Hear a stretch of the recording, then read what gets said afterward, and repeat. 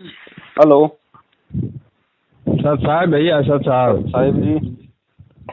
साहब जी मैं बिहार से बोल रहा हूँ बोलिए भगत जी। और भागलपुर जिला से। तो मैं ये दीक्षा लेना चाह रहा था भैया। अच्छा, ज्ञान सुनते हुए कितना टाइम हो गया?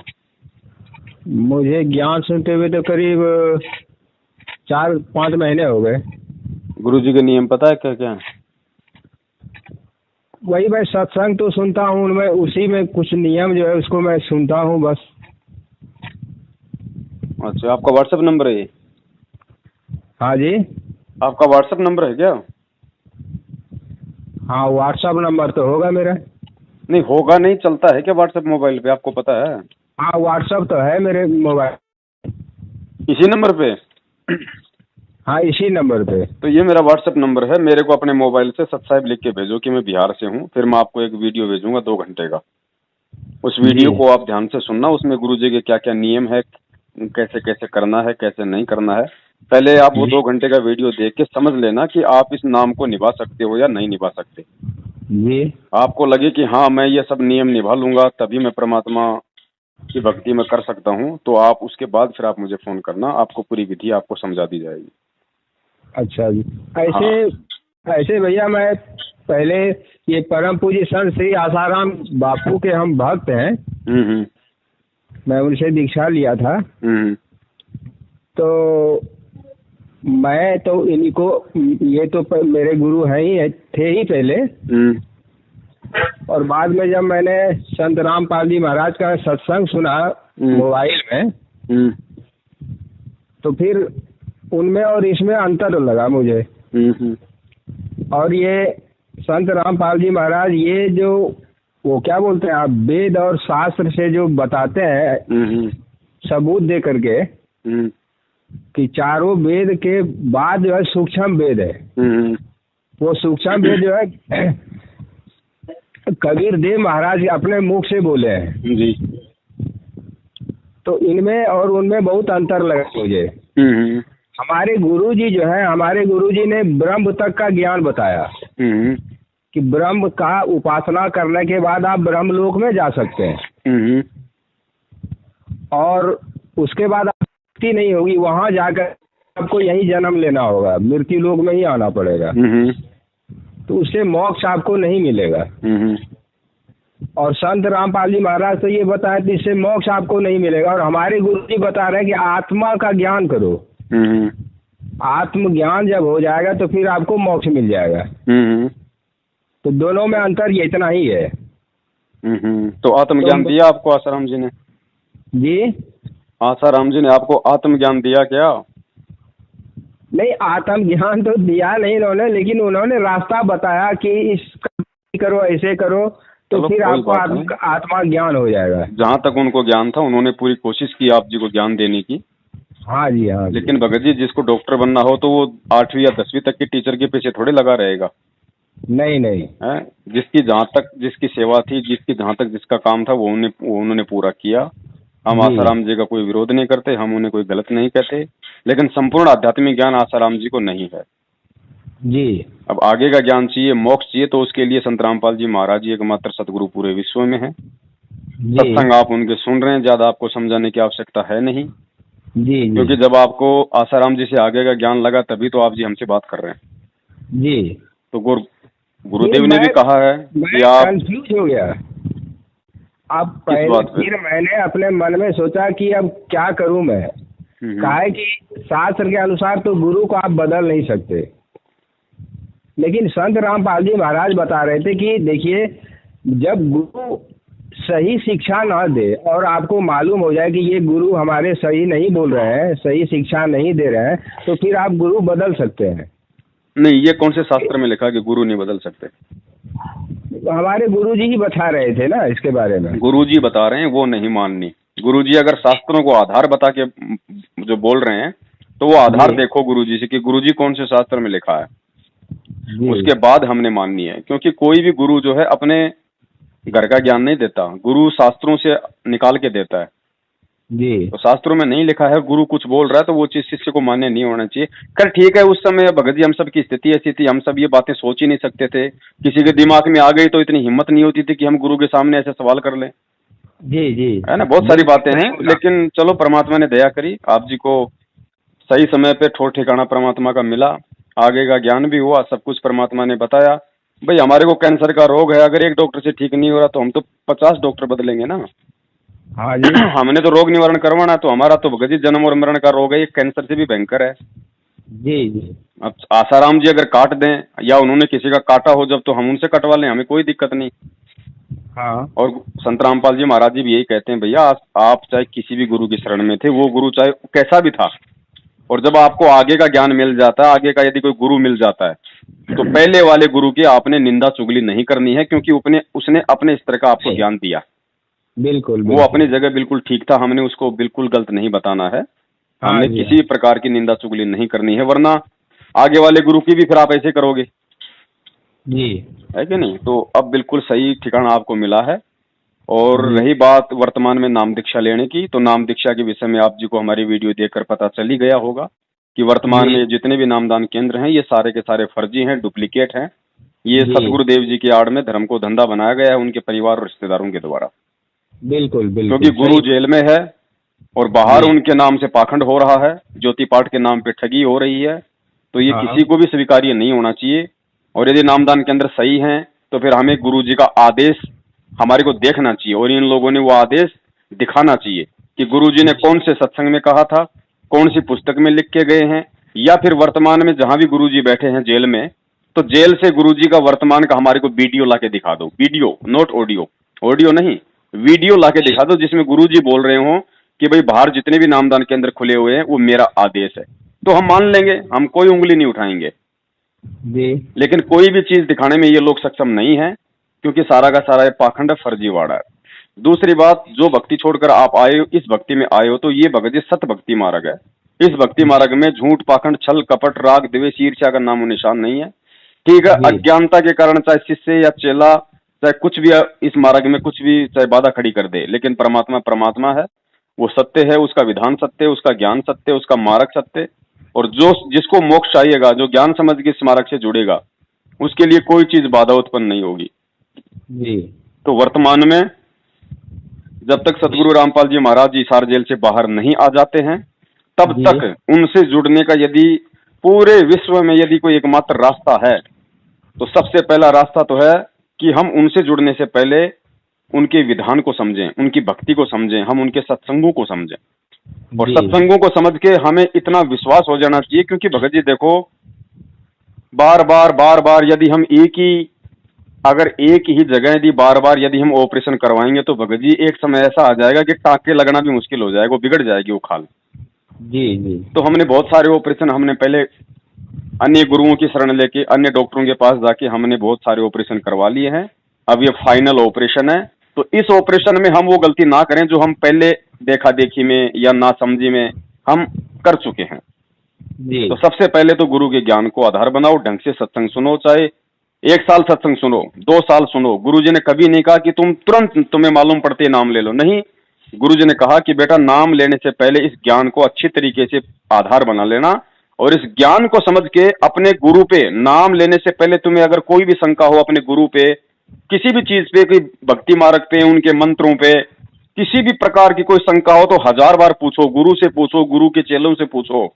जब तुम्हारी हर तरह की शंका मिट जाए और तुम्हारे मन में ये निश्चित हो जाए कि अब मैं जो गुरु बनाने जा रहा हूं, उससे बढ़ के दुनिया में ना कोई गुरु है, ना कोई होगा, और ये अंतिम ऐसा मार्ग है जहां से मुझे मोक्ष मिलने वाला है, इतना विश्वास जब हमें हो जाए, गुरु जी कहते हैं उसके बाद तुम्हें नाम लेना चाहिए। और नाम लेने के बाद फिर तुम्हें अपने गुरु और इस भक्ति के ऊपर अंधविश्वास करना है, जिसको बोलते हैं ब्लाइंड फेथ। उसके बाद गुरु और भक्ति के विषय में चाहे तुम्हें ब्रह्मा विष्णु महेश भी आकर अगर भड़काएं, तो तुम्हें टस से मस नहीं होना है। ब्लाइंड फेथ ध्यान रखना केवल गुरु और भक्ति पे, गुरु के बेटा बेटे पे, माता पिता पे, रिश्तेदारों पे नहीं। वो तो 2 कौड़ी के जीव हैं, वो तो कभी भी भ्रमित हो सकते हैं, कभी भी काल का उन पे दाव लग सकता है। ये बात केवल सतगुरु और उसकी भक्ति के ऊपर लागू है, अंधविश्वास की। और गुरु ने कहा कि अंधविश्वास आपने पहले नहीं करना कि देखा देखी में नाम ले लिया, आपको भूत प्रेत बाधा है, नाम ले लिया, आपका कोई काम नहीं हो रहा, नाम ले लिया, आपकी दुकान नहीं चल रही, नाम ले लिया, नहीं, वो आदमी भक्ति नहीं कर पाएगा निसंशय होकर, वो कभी भी नाम छोड़ सकता है। लेकिन जो आदमी मोक्ष के लिए भटक रहा है, वो उस व्यक्ति को चाहिए कि वो ज्ञान को गहराई से समझकर फिर वो नाम दीक्षा ले और फिर एक तरफा हो जाए, दुनिया एक तरफ, भगत एक तरफ जी। तब वो परमात्मा उस पे असीम रजा बख्शता है, उस पे असीम दया करता है, तब वो छप्पर फाड़ के उस आत्मा को दया करता है। अब आज ये नामदान केंद्रों से क्या हो रहा है, एक तो गुरु का आदेश नहीं भगत जी, और जब तक भक्ति मार्ग में गुरु के वचन से कोई काम नहीं होगा, गुरु के आदेश से कोई काम नहीं होगा, वो काम भगत जी अपनी मंजिल तक नहीं पहुंचता है। और यही कारण है कि आज जगह जगह इन लोगों का विरोध हो रहा है, क्योंकि इनको आदेश नहीं है, मनमाना आचरण है। क्योंकि गुरुजी ने तो बोल दिया पहले ही कि भैया मेरे शरीर छोड़ने के बाद ये डीवीडी से नाम दिया जाएगा, इससे पहले नहीं। अच्छा अच्छा। हाँ, ये वीडियो है भगत जी, गुरुजी के सत्संग है। क्योंकि भक्ति का विधान क्या है, भक्ति का विधान गुरु का सत्संग ही तो है भैया। अगर गुरुजी ने ऐसा बोल दिया है फिर हाँ, तो वही निश्चित वही है ना। बिल्कुल भगत जी, इसीलिए हम आपको लेना ही नहीं है। इसीलिए मैं आपको वो 2 घंटे का वीडियो भेज रहा हूँ, जिसमें ये सारे वीडियो हैं छोटे छोटे, जो गुरुजी ने क्या बोल रखा है, क्या समझा रखा है, नाम लेने से पहले तुम्हें क्या करना है, क्या नहीं करना है, ये सारी विधि उसमें समझा रखी है, पूरे नियम खोल के बता रखे हैं, ताकि भगत अच्छी तरीके से निसंशय हो जाए कि भाई मैं इनको निभा पाऊंगा या नहीं निभा पाऊंगा जी, है कि नहीं। तो जी ये भैया मैं बोल रहा था ना कि अभी तो मैंने दीक्षा तो अपने गुरुजी से ले ही लिया था जी, और मैं क्या ये मैं जाप भी कर रहा था, माला भी। कौन से कौन से गुरु से ले लिया नाम दीक्षा? ये परम पूज्य संत श्री आसाराम जी बापू जी से। अच्छा अच्छा अच्छा अच्छा, मैंने लिया था पहले और अभी तक तो मैं उसी नियम पर चल रहा हूँ जी। लेकिन जब मैंने संत रामपाल जी महाराज सुना तो फिर उनके आधार पर ही मैंने सोचा कि नहीं, हमारे गुरुजी ने जो उनके पास जो भी ज्ञान था उन्होंने मुझे बताया, लेकिन इस ज्ञान से मोक्ष नहीं मिल सकता। हाँ बिल्कुल सत्य है। ये मैंने उनके सत्संग से सुनने के बाद मैंने अपने आप से ही सवाल किया फिर जी, ये सही नहीं है, ये मार्ग ही सही है, जो संत रामपाल जी महाराज बता रहे हैं यही मार्ग सही है। जी जी। तो फिर मैंने उनको अखाड़ का जो पूनम होता है सर भैया, उस दिन से मैंने अपने गुरु जी का, हालांकि अभी भी मैं उनका आदर करता हूँ और उन्होंने जो मुझे नाम दिया था जी, फिर मैंने उस दिन के बाद उनका वो नाम का माला मैं नहीं करता हूँ जी। और फिर मैंने अपने अंदर आत्मा से बार बार यही सवाल कर रहा हूँ कि अब मैं क्या करूँ, अब मैं क्या करूँ। हमारे गुरुजी अभी संत रामपाल जी महाराज भी जेल में हैं और हमारे गुरुजी भी जेल में हैं। अब मैं इसी अधेड़ बुन में पड़ा हुआ हूँ और मुझे चैन भी नहीं मिल रहा है जी। कहा कि मेरी आदत हो चुकी है पूजा करने की जी, और बिना उसका मुझे मन नहीं लगता है। जी जी। और हमारे घर में हमारे जितने भी परिवार के सदस्य हैं सब हमारे उल्टे हैं, ये सारे हमारे विरुद्ध बोलते हैं और मैं अकेला पड़ जाता हूँ जी। तो अब मैं क्या करूँ, मेरे समझ में नहीं आ रहा है भैया। मैं इसलिए मैंने आपको कॉल करा। आज मैंने दोपहर में एक बहन जी आपसे बात कर रही थी जी, इसी मोबाइल पर मैंने आप दोनों की बात जी। तो फिर मैंने आपका नंबर उसमें देखा तो उसको मैंने लिख लिया और फिर मैंने अभी आपको कॉल करा। आपने बोला था कि 5 से 10 यानी 5 बजे शाम के बाद से लेके 10 बजे रात तक हम बात कर सकते हैं। जी जी। आपने उसी बहन से बोल रहा था तो फिर मैंने अब इसी का इंतजार कर रहा था कि कब उसको फोन करें, कब फोन करें। तो फिर 2-3 बार तो इंगेज बता रहा था, फिर मैंने अभी आपको कॉल करा। फिर आप चलो कोई बात नहीं भगत जी, जो भी है सब कुछ परमात्मा की ही प्रेरणा से हो रहा है। और मैं आपको 1-2 बात और बता दूं भगत जी। देखो, मैं ये नहीं कहता कि आसाराम जी के ऊपर क्या मुकदमे लगे रखे हैं, वो किस मुकदमे में अंदर हैं, क्योंकि मुकदमे भगत जी हमें अच्छी तरीके से पता है कि यहाँ पे न्याय नहीं है। बिल्कुल सही है। हो सकता है आसाराम जी के ऊपर जो मुकदमे लगे हैं वो झूठे हों, वो सत्य हों, हम इन चीजों को कुछ नहीं कर सकते। जी देखिए भाई, ये भैया ये तो 100% 101% गलत है। जी जी, क्योंकि ये कोई भी राजनीतिक षड्यंत्र हो सकता है, उनके अपने मैनेजमेंट का षड्यंत्र हो सकता है। हो नहीं सकता। हाँ। मैं इसको कभी कबूल नहीं ये है ही है जी, जी। ये जो है ये षड्यंत्र ही है। जी जी जी। और हमारे गुरु तो कभी भी ऐसा घृणित काम तो कर ही नहीं सकते। बिल्कुल बिल्कुल बिल्कुल। अगर हमें कोई बोले कि उनके बदले में पर चढ़ जाओ तो मैं तैयार हूँ चढ़ने के लिए। जी जी जी। मुझे जरा भी गम नहीं होगा, लेकिन सच्चाई का मैं हमेशा विरोध करूंगा। हाँ चलो, मैंने ये बात इसलिए छेड़ी है, मेरा कहने का मतलब कुछ और था। मेरे ये बात इसलिए छेड़ी है कि मान लीजिए अब आप आगे इस ज्ञान को आधार बना के आप जी सतगुरु रामपाल जी महाराज जी की शरण ग्रहण करने जा रहे हैं जी। उससे पहले आपके गुरु ने, आसाराम जी ने आपको जहां तक का ज्ञान दिया, उस ज्ञान आधार से वो आजीवन आपके दिलो दिमाग में वो सम्मानीय रहेंगे, वो आदरणीय रहेंगे, लेकिन पूजनीय नहीं रहेंगे। जी। हमें इस चीज को हृदय से निकालना पड़ेगा कि आसाराम जैसे हम भगत जी अपने बच्चे को 8वीं 10वीं 9वीं में पढ़वाते हैं और हमारा मकसद है कि हमारा बच्चा आगे चल के MBBS करे, डॉक्टर बने। तो बच्चा 10वीं पास कर लेता है, फिर आगे BA करता है, तो बच्चा पीछे वाले टीचर्स को कभी जिंदगी में मिलता भी नहीं, उनका ध्यान भी नहीं करता उनका, क्योंकि उसको पता कि मुझे आगे बढ़ना है। और जहां तक की उस टीचर की सेवा थी वो परमात्मा ने पूरी करवाई जी।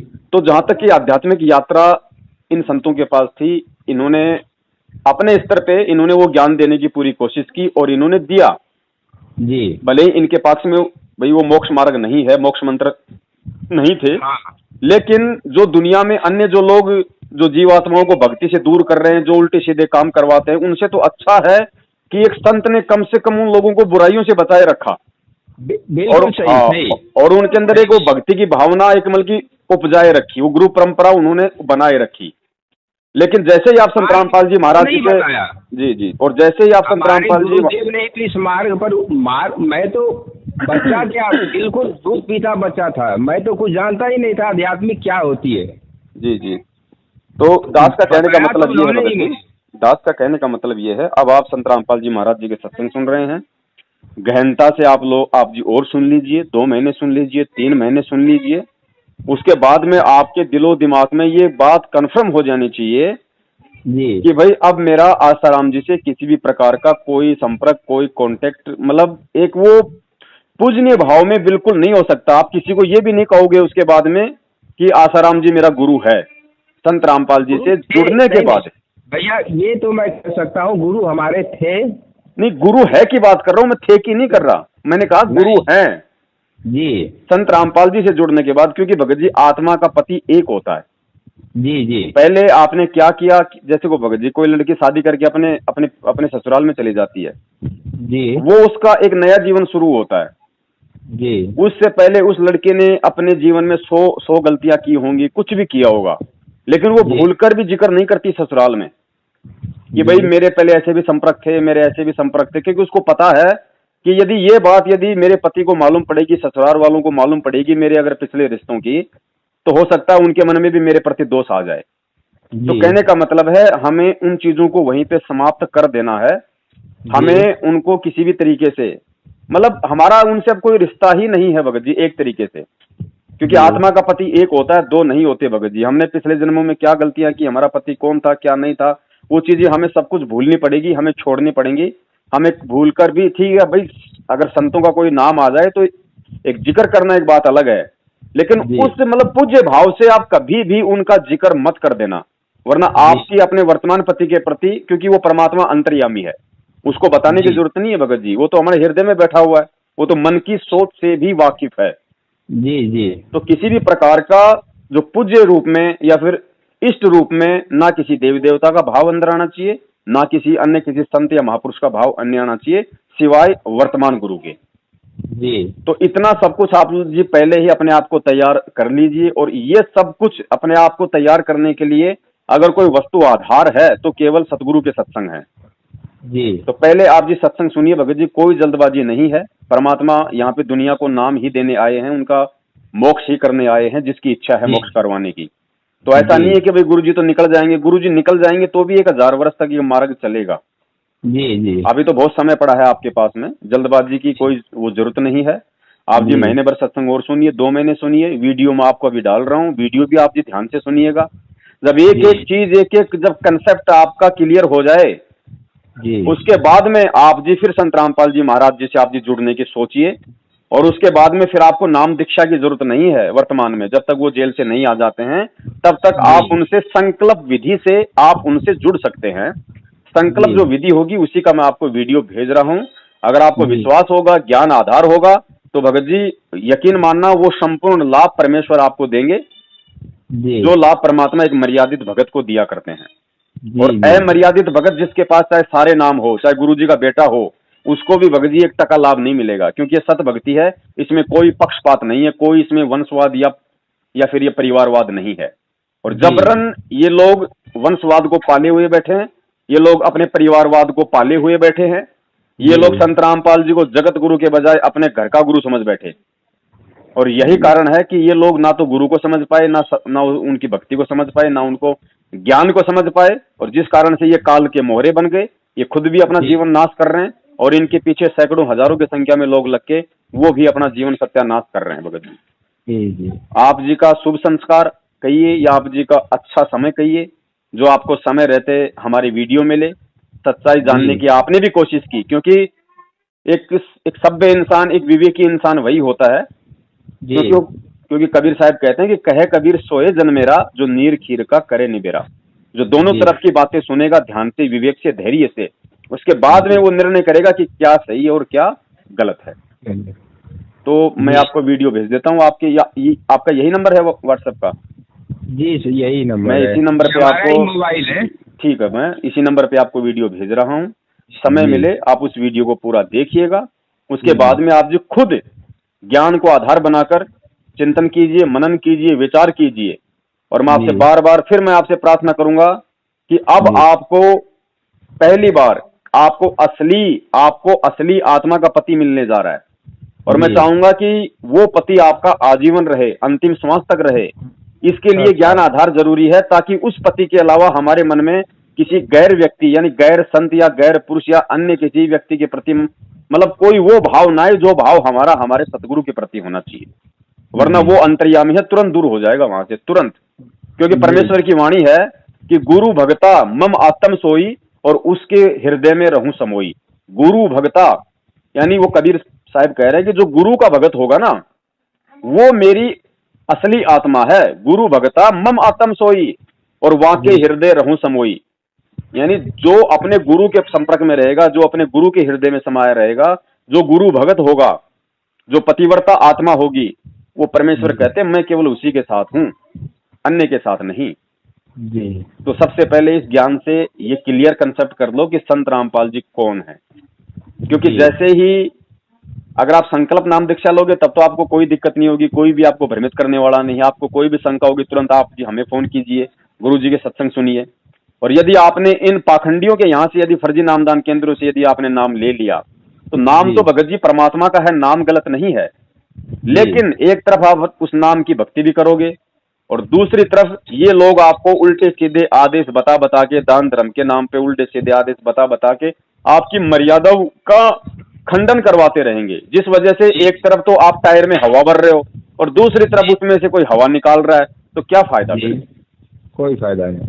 है कि नहीं? तो अच्छा इसीलिए भैया, हाँ, तो मैं आपको वीडियो भेज देता हूँ। आप जी थोड़ा गहनता से देखना, ध्यान से देखना और फिर विचार करना, है ना? जी, अगर जी, जुड़ो पक्का तो है, भगत जी, अगर जुड़ो तो फिर फेविकोल लगा के जुड़ो भाई। समझ लो गुरु बिल्कुल, को पहले। बिल्कुल, ऐसा नहीं कि एक बार नाम ले लिया फिर उसके सामने रहो, फिर उसके सामने रहो, मैं क्या करूं, मैं नहीं, क्या नहीं, नहीं, करूं, नहीं भैया, हैं? ऐसी बात नहीं है भैया। हाँ अभी मैं बता रहा हूँ ना आपको, हमारे पूरे जितने भी परिवार सदस्य हैं, जी, सब हमारे उल्टे हैं। खैर वो तो मैं भगत जी अकेला हूँ। समझ सकता हूं मैं, क्योंकि आप भगत जी मल की भक्ति युक्त आत्मा हो, आपको केवल परमात्मा चाहिए, उनके अभी भक्ति संस्कार है नहीं, तो भगत और जी विरोध स्वाभाविक सी बात को बात है। नहीं मान रहा हूँ। जी जी हमारे जितने भी परिवार के सदस्य हैं सब हमसे उल्टे हैं। मैंने बोल दिया कि दुनिया कुछ भी हो जाए, आप लोगों से मेरा कोई लेना देना नहीं है। अगर आप लोग मुझे टेंशन ज़्यादा दोगे, अगर मुझे परेशानी ज़्यादा होगी, तो मैं यहाँ से सीधा चला जाऊँगा बरवाला आश्रम। नहीं ऐसा भी नहीं करना। मैं वहीं जाके रहूँगा। नहीं भगत जी, हमने इतना सख्त रवैया भी नहीं अपनाना है। इसलिए मैं आपसे निवेदन कर रहा हूँ कि गुरु ने हमें, क्योंकि भगत जी ये तो गीता जी में भी लिखा हुआ कि भाई कर्म सन्यासी के बजाय आपको कर्म योगी बनकर भक्ति करनी पड़ेगी, घर परिवार में रह के भक्ति करनी पड़ेगी, हमें उनकी बातें सहन करनी पड़ेंगी। इसलिए तो हमारे अंदर वो गुण आएंगे। फिर वो सहनशीलता का गुण फिर हमारे अंदर कहाँ से आया भगत जी? हमारे अंदर वो धैर्य फिर कहाँ से आया भाई? आप चलो, आप वहां से तो आप जी मान लीजिए किसी भी परिस्थिति बस आप जी घर छोड़ के चले गए, आप जी आश्रम में चले गए, आश्रम में महीने भर तक तो आपकी सेवा करेंगे हैं, फिर आपके वही रुके मारने लग जाएंगे जो वहां पे बरवाड़ा में हुआ करता था। वहां पे फिर वो भगत जी आश्रमों में भक्ति नहीं होती, आश्रमों में तो गंदावाड़ा और राजनीतियां चलती हैं, क्योंकि आश्रम में रहने वाला कभी भी गुरु को समझ नहीं पाता। घर का जोगी जोगना, बाहर का जोगी सिद्ध, दीपक नीचे हमेशा अंधेरा रहता है। हजारों किलोमीटर से लोग ज्ञान समझ के भगवान मान के नाम दीक्षा लेके भक्ति करते हैं, लेकिन जो उनके पास में रहता है ना, क्योंकि चक्कर क्या है कि भगत जी वो परमेश्वर जो है मतलब कि वो मित्रवत व्यवहार करता है। वो परमात्मा कभी नहीं जताता कि मैं भगवान हूं, मैं परमात्मा हूं।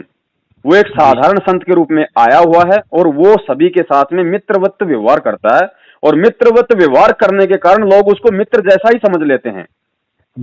और गुरु सतगुरु के प्रति वो भाव नहीं बन पाते जो भाव एक शिष्य के होने चाहिए, जिस वजह से आसपास रहने वाले, उनके निकट रहने वाले, उनके सगे संबंधी और उनके परिवार वाले हमेशा भक्ति मार्ग में धोखा ही खाते आए हैं और धोखा ही खाते रहते हैं जी।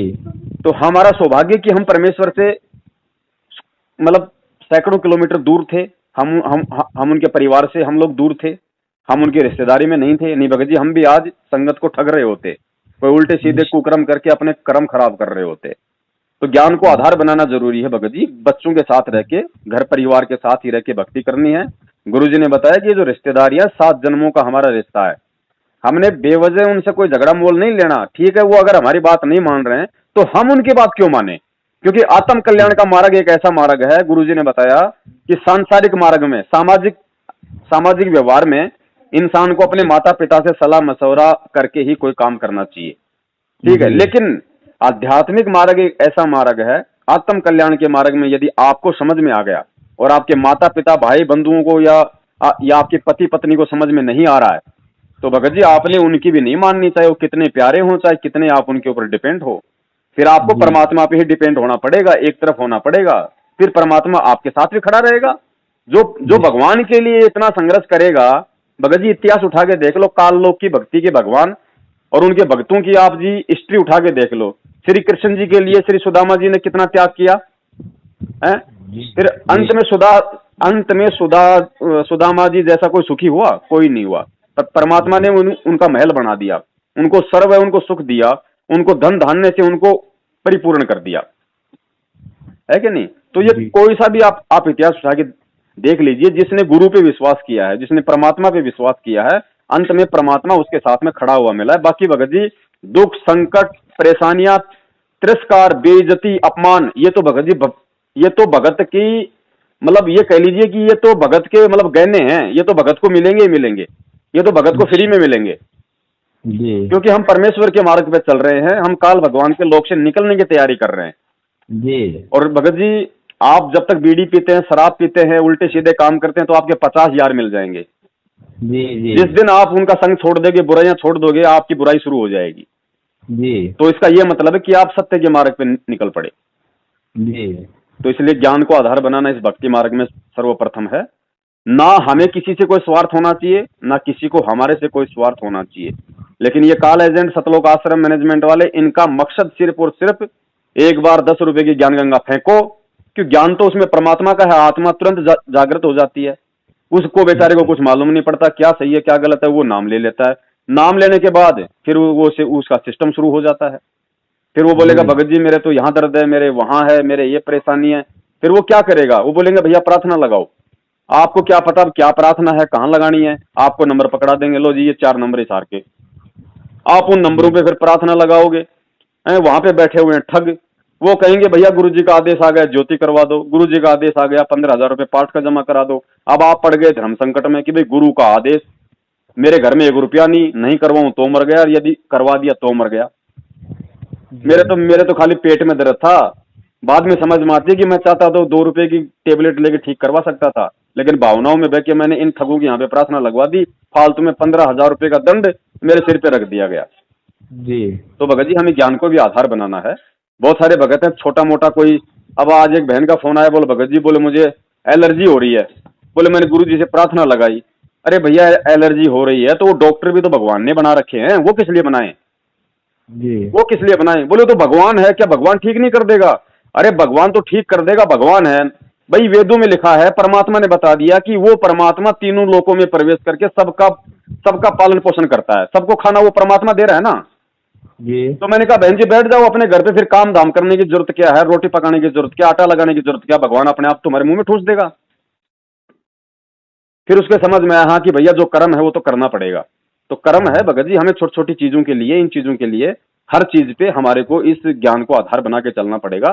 परमात्मा केवल मोक्ष दिलवाने के लिए आया भगत जी, और जो मोक्ष के मकसद से परमात्मा से जुड़ेगा सांसारिक लाभ भी उसी को मिलेंगे, अन्यथा नहीं मिलेंगे भगत जी। क्योंकि मालिक अंतर्यामी है, उसको पता है ये मन में क्या धारणा करके मेरे से नाम दीक्षा ले रहा है और ये कितने दिनों तक इस मार्ग पे ये टिकने वाला है। यदि मैंने इसको लाभ दे दिया तो तुरंत ये निकल लेगा यहाँ से।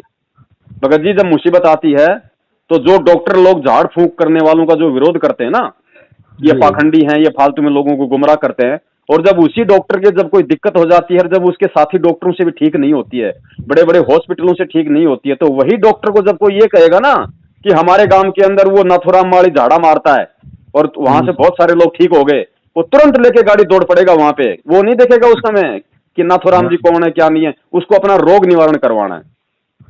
तो भगत जी हमें अंधविश्वास में नहीं जीना, बड़ी मुश्किल से ये भगवान आया है, मिला है, तो हमने इसका भरपूर फायदा उठाना है। और भरपूर फायदा तभी मिलेगा जब हम परमात्मा के मार्ग में दृढ़ता के साथ हम उनसे जुड़ेंगे, और दृढ़ता केवल उनका ज्ञान प्रदान करेगा।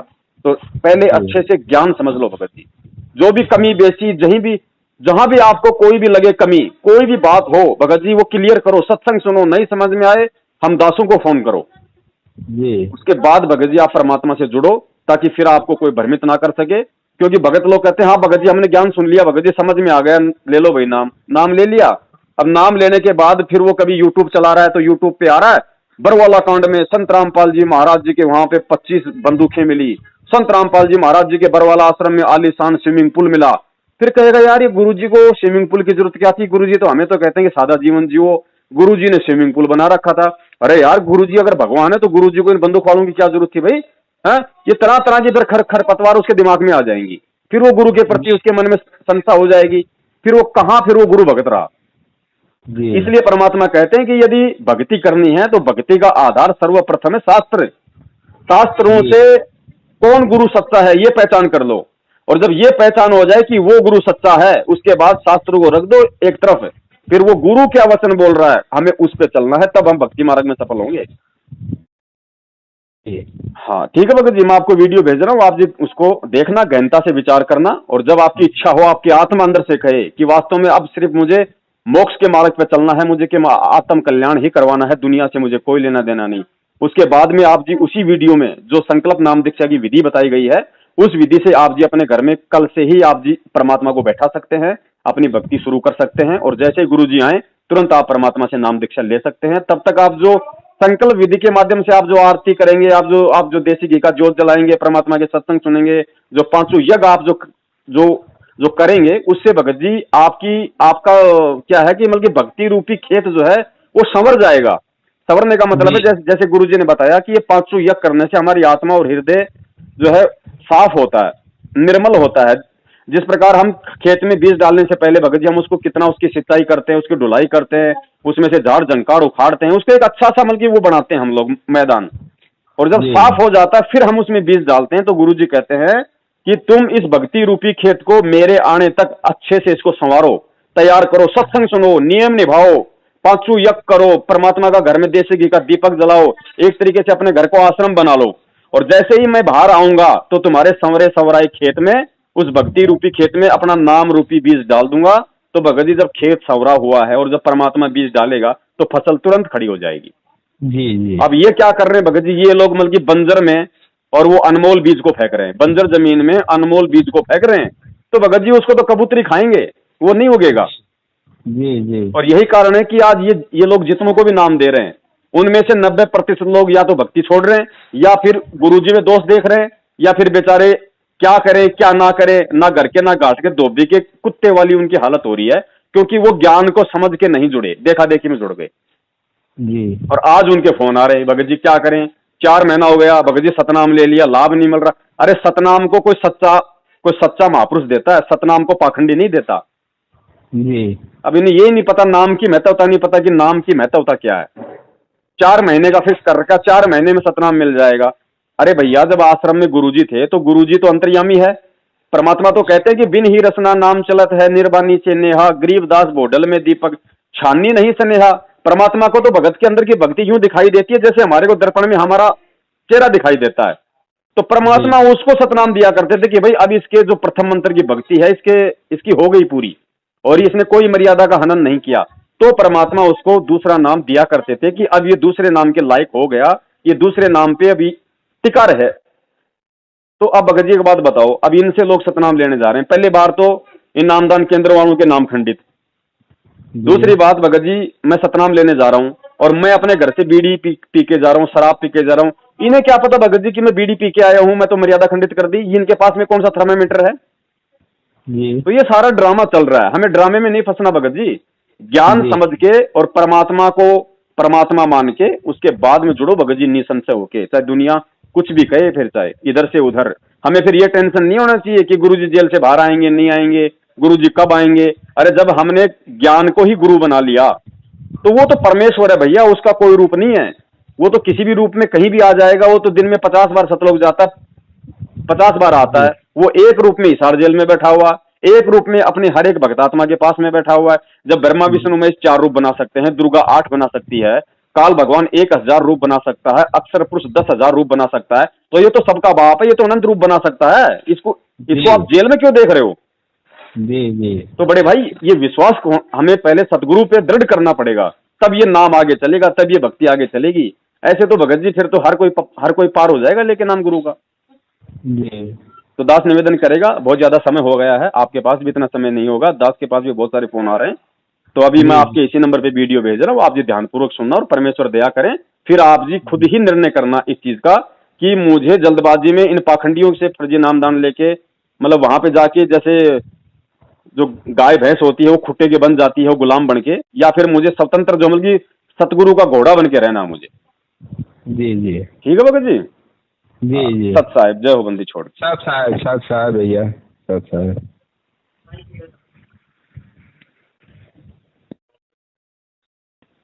भाई जो गुरु बचन पे डट गे रकट गे फंद 84 के। भाई जो गुरु बचन पे डट गे रकट गे फंद 84 के।